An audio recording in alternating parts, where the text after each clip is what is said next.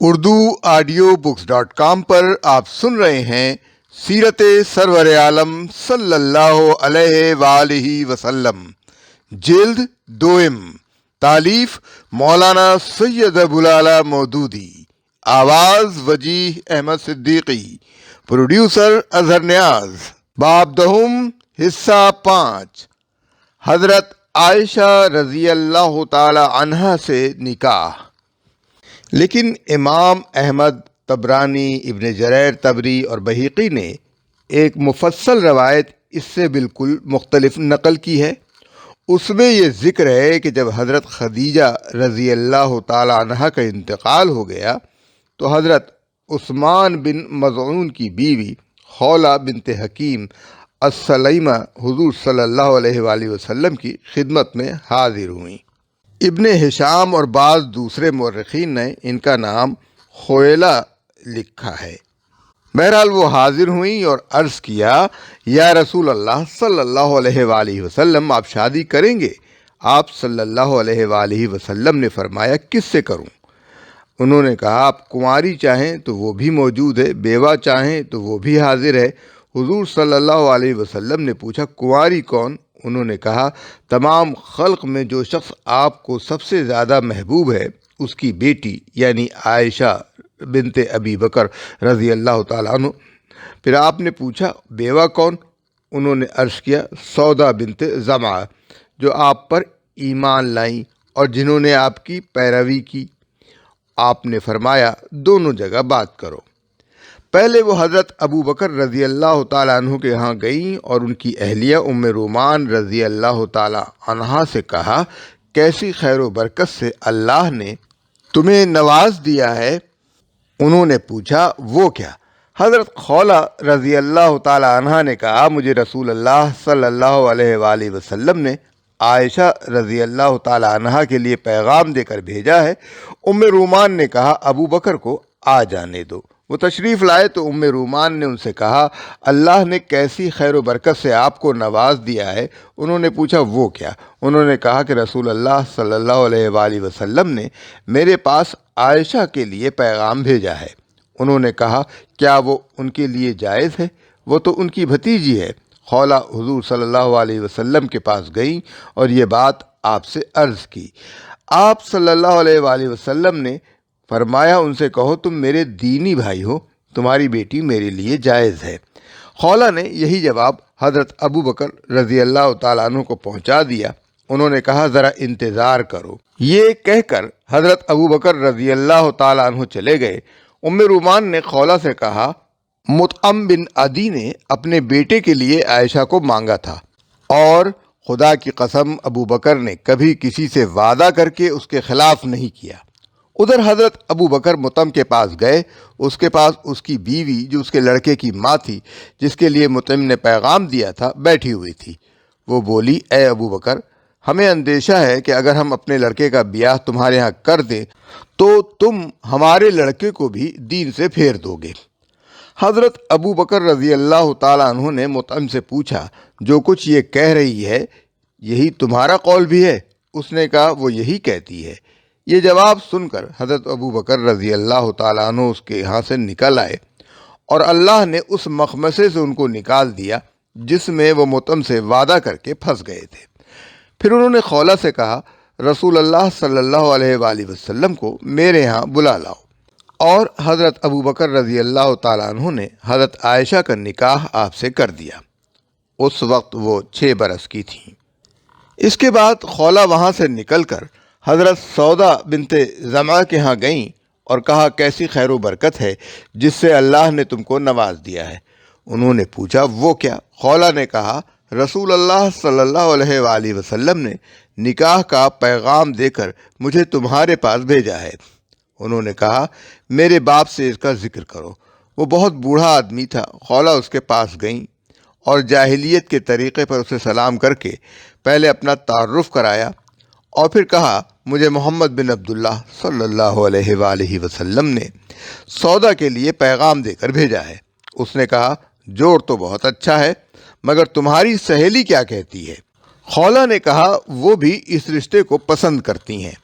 اس نے حضرت سودا رضی اللہ تعالی عنہا کو بلا کر ان کی مرضی پوچھی، اور جب انہوں نے رضامندی کا اظہار کیا تو اس نے حضور صلی اللہ علیہ وآلہ وسلم کو اپنے ہاں بلا کر آپ سے ان کا نکاح کر دیا۔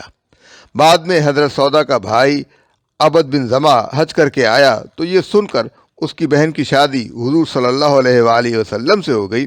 اس نے اپنے سر پر خاک ڈالنی شروع کر دی۔ پھر جب یہ صاحب خود مسلمان ہو گئے تو کہتے تھے کہ میں اس وقت کیسا بے وقوف تھا کہ اپنی بہن سے حضور کے نکاح پر میں نے اپنے سر پر خاک ڈالی۔ urduaudiobooks.com پر آپ سن رہے ہیں سیرت سرور عالم صلی اللہ علیہ وآلہ وسلم۔ حضرت عائشہ کے نکاح کی تاریخ۔ اس روایت سے نہ صرف یہ ظاہر ہوتا ہے کہ حضرت عائشہ رضی اللہ تعالی عنہا کا نکاح حضرت سودا سے پہلے ہوا تھا، بلکہ یہ بھی ظاہر ہوتا ہے کہ ہجرت کے 3 سال پہلے 10 بعد بعثت کے ماہ شوال میں جب حضور صلی اللہ علیہ وآلہ وسلم کے ساتھ حضرت عائشہ کا نکاح ہوا اس وقت وہ 6 برس کی تھی۔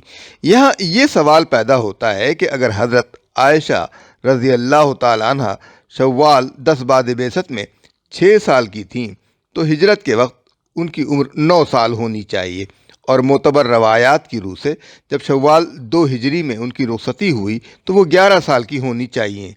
حالانکہ تمام روایات اس بات پر متفق ہیں کہ ان کا نکاح 6 سال کی عمر میں ہوا اور رخصتی 9 سال کی عمر میں ہوئی۔ اس سوال کا جواب بعض علماء نے یہ دیا ہے کہ حضرت عائشہ رضی اللہ تعالی عنہ کی رخصتی ہجرت کے 7 مہینے بعد ہوئی، اور حافظ ابن حجر نے اسی کو ترجیح دی ہے۔ لیکن امام نووی نے تہذیب الاسماء واللغات میں، اور حافظ ابن کثیر نے البدایہ میں، اور علامہ قسطلانی نے مواہب اللدنیہ میں قطعیت کے ساتھ کہا ہے کہ رخصتی سن 2 ہجری میں ہوئی تھی۔ حافظ بدر الدین عینی نے امدۃ القاری میں لکھا ہے کہ رسول اللہ صلی اللہ علیہ وآلہ وسلم کے غزوہ بدر سے واپس تشریف لانے کے بعد شوال 2 ہجری میں حضرت عائشہ رضی اللہ تعالی عنہا کی رخصتی ہوئی۔ امام نووی اور علامہ عینی دونوں نے اس قول کو واہی قرار دیا ہے کہ یہ رخصتی ہجرت کے 7 مہینے بعد ہوئی۔ اس کے بعد لازماً دوسرا سوال یہ پیدا ہوتا ہے کہ اگر رخصتی سن 2 ہجری میں ہوئی تو پھر نکاح کی تاریخ کون سی تھی جو حضرت عائشہ رضی اللہ تعالی عنہا کی عمر بوقت نکاح 6 سال اور بوقت زفاف 9 سال سے مطابقت رکھتی ہو؟ اس کا جواب ہم کو بخاری کی اس حدیث سے ملتا ہے جو انہوں نے عروہ بن زبیر کے حوالے سے نقل کی ہے۔ اس میں حضرت عروہ رضی اللہ تعالی عنہ کہتے ہیں کہ ہجرت سے 3 سال پہلے حضرت خدیجہ رضی اللہ تعالی عنہا کی وفات ہوئی۔ 2 سال یا اس کے قریب توقف کے بعد رسول اللہ صلی اللہ علیہ وآلہ وسلم نے حضرت عائشہ رضی اللہ تعالی عنہا سے نکاح کیا جبکہ وہ 6 سال کی تھیں۔ پھر 9 سال کی عمر میں ان کی رخصتی ہوئی۔ اس سے حساب بالکل صحیح بیٹھتا ہے کہ حضرت عائشہ رضی اللہ تعالی عنہا کا نکاح 6 سال کی عمر میں ہجرت سے تقریباً 1 سال پہلے ہوا اور زفاف سن 2 ہجری میں ہوا۔ حضرت عروہ کی یہ روایت اگرچہ مرسل ہے لیکن حافظ ابن حجر کہتے ہیں کہ عروہ چونکہ اس طرح کی روایات حضرت عائشہ رضی اللہ تعالی عنہا سے سن کر ہی بیان کرتے ہیں، واضح رہے کہ حضرت عروہ بن زبیر رضی اللہ تعالی عنہ حضرت عائشہ رضی اللہ تعالی عنہا کے بھانجے تھے، اس لیے اپنی خالہ صاحبہ کے متعلق جو بات وہ بیان کرتے تھے وہ ان سے سن کر ہی بیان کرتے تھے، خواہ روایت میں ان کا حوالہ انہوں نے دیا ہو یا نہ دیا ہو۔ اس لیے اسے متصل کے حکم میں سمجھنا چاہیے۔ urduaudiobooks.com پر آپ سن رہے ہیں سیرت سرور عالم صلی اللہ علیہ وآلہ وسلم۔ نکاح عائشہ پر اعتراضات۔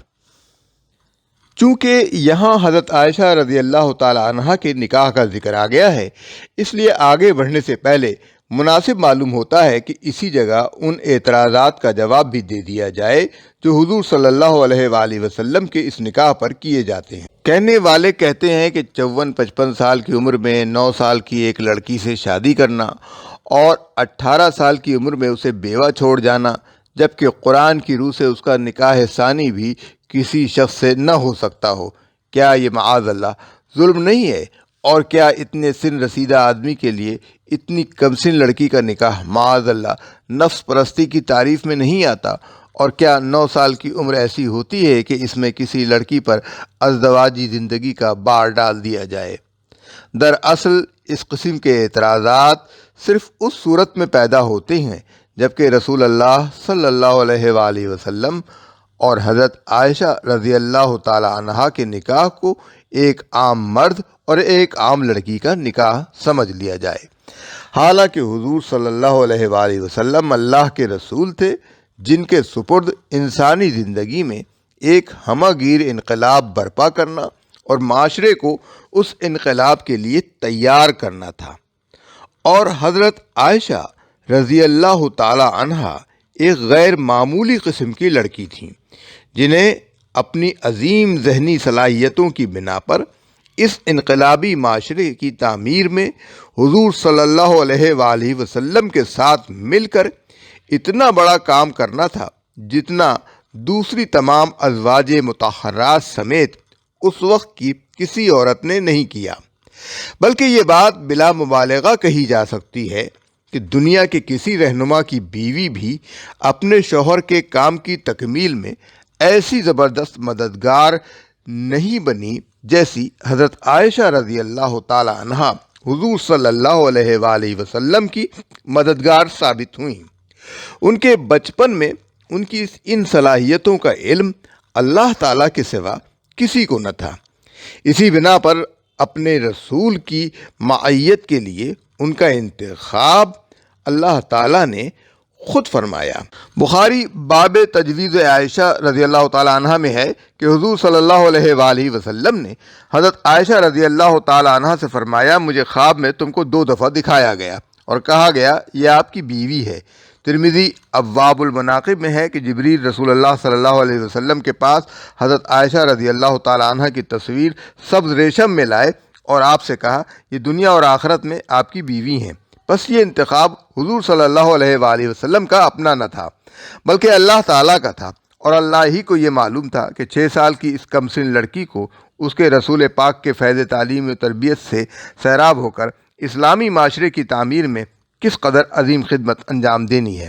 جو لوگ اس معاملے میں حضور صلی اللہ علیہ وآلہ وسلم پر نفس پرستی کا الزام لگاتے ہیں وہ خود اپنے ضمیر سے پوچھ کر بتائیں، کیا ایسا شخص نفس پرست ہو سکتا ہے جو 25 سال کی عمر سے 50 سال کی عمر تک صرف ایک ایسی بیوی پر قانے رہے جو عمر میں اس سے 15 برس بڑی ہو، جو پہلی بیوی کی وفات کے بعد ایک سن رسیدہ بیوہ سے نکاح کرے اور 4-5 برس تک صرف اسی پر قناعت کیے رہے، جو اگر نفس پرستی کی خاطر شادیاں کرنے والا ہوتا تو معاشرے میں اسے اتنی زبردست محبوبیت حاصل تھی کہ وہ جتنی اور جیسی خوبصورت باقرہ لڑکیوں سے بیاہ کرنا چاہتا ان کے والدین اپنے لیے فخر و عزت سمجھ کر اس کے حضور پیش کرنے کے لیے تیار ہو جاتے، جو اس کے باوجود صرف ایک باقرہ لڑکی کے سوا بعد میں جتنی بھی شادیاں کرے بیوہ یا شوہر دیدہ سیبہ عورتوں سے ہی کرے۔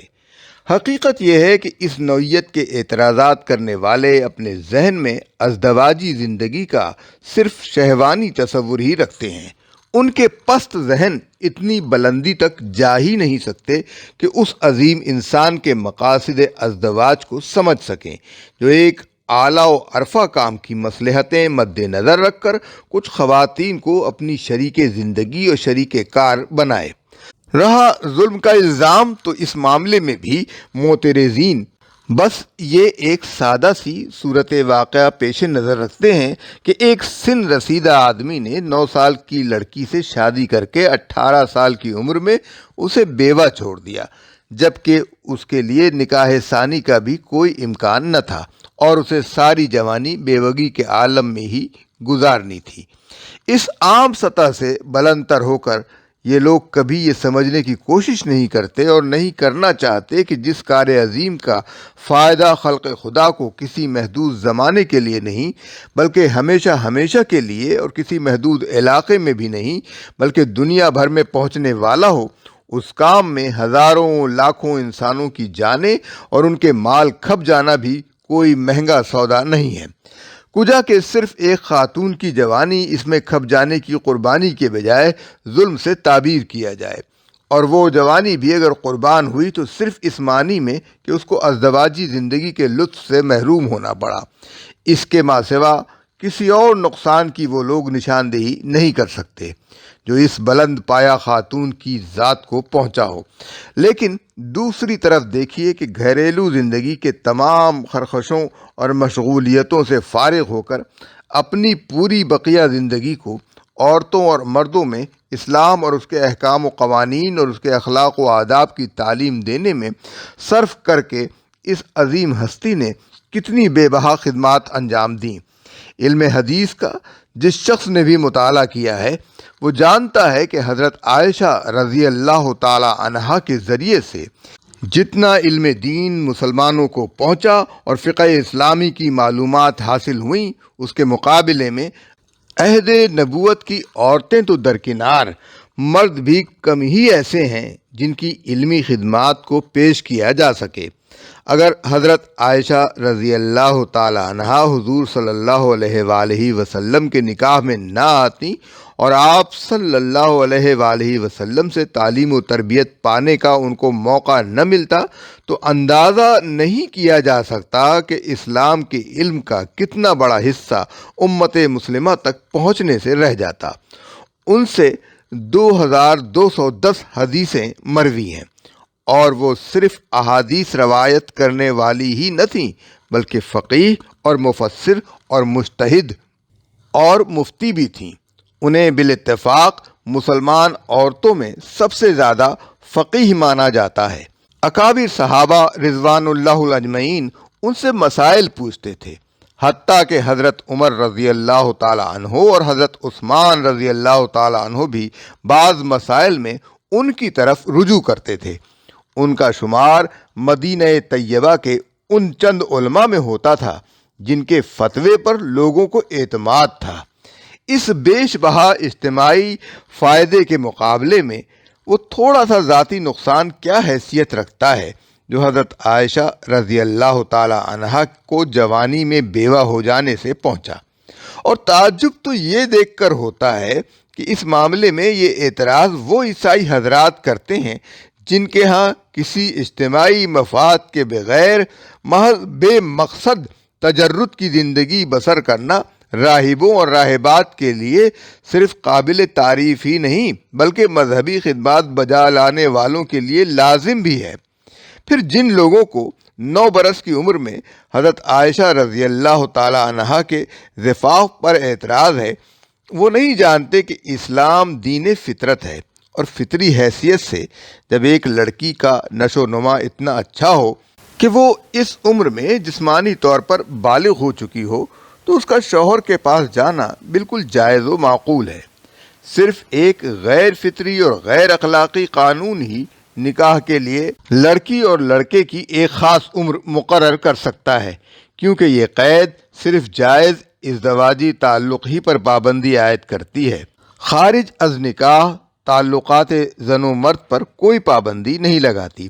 اور بات صرف اتنی ہی نہیں ہے کہ ایسے قوانین بنانے والوں کو عمر نکاح سے پہلے زنا کے ارتکاب پر کوئی اعتراض نہیں ہے، بلکہ عملاً ان کے ہاں 9-10 سال کی لڑکیاں اور لڑکے آزادانہ جنسی عمل کرتے ہیں، اور اس کے نتیجے میں اگر کوئی لڑکی کنواری ماں بن جائے تو ان کی ساری ہمدردیاں اسی کے ساتھ ہوتی ہیں۔ اس وقت کوئی اعتراض نہ اس لڑکی پر ہوتا ہے جو عمر نکاح سے پہلے ماں بنی، اور نہ اس لڑکے پر ہوتا ہے جس نے عمر نکاح سے پہلے ایک لڑکی کو ماں بنایا۔ ایسی گھٹیا اخلاقی اقدار رکھنے والے آخر کیا منہ لے کر اسلام کے اس قانون پر اعتراض کرتے ہیں کہ جسمانی طور پر جو لڑکے اور لڑکیاں بالغ ہوں ان کا نکاح جائز ہے، اور اس کے لیے کسی خاص عمر کی شرط نہیں ہے۔ شادی کے لیے قانوناً ایک عمر مقرر کر دینے کے تو معنی ہی یہ ہے کہ اس عمر کو پہنچنے سے پہلے عقد حلال بہرحال نہیں ہو سکتا، خواہ فعل حرام کتنا ہی ہوتا رہے۔